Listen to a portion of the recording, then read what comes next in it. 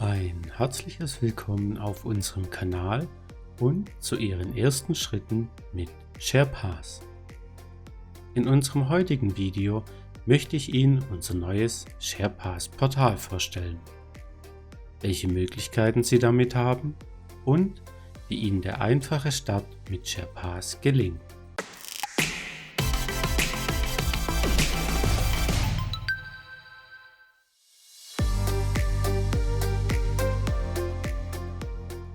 Wir starten also mit dem SharePass-Portal.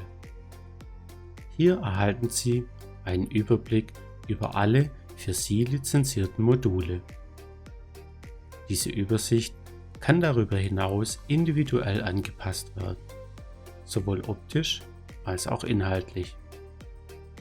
Wie bei allen unseren Applikationen setzen wir auch beim Portal auf den browserbasierten Ansatz, wodurch Sie keine Software installieren oder in Ihrem Unternehmen verteilen müssen. Jeder Anwender hat seinen eigenen individuellen Benutzeraccount. Diesen bekommen Sie oben rechts angezeigt. Dadurch ist eine Umsetzung von individuellen Zugriffsrechten ebenfalls kein Problem.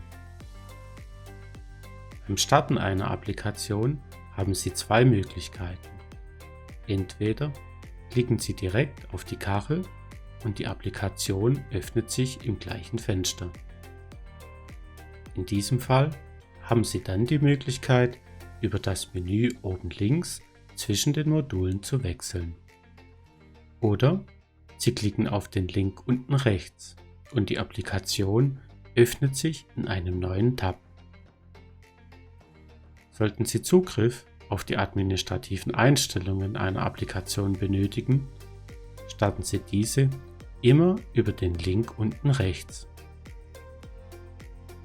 Welche Funktionalitäten sich hinter den einzelnen Modulen verbergen, erfahren Sie im weiteren Verlauf unserer Videoreihe.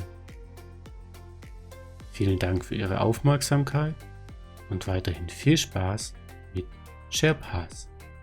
Hat Ihnen das Video gefallen? Dann zeigen Sie es durch einen Daumen nach oben.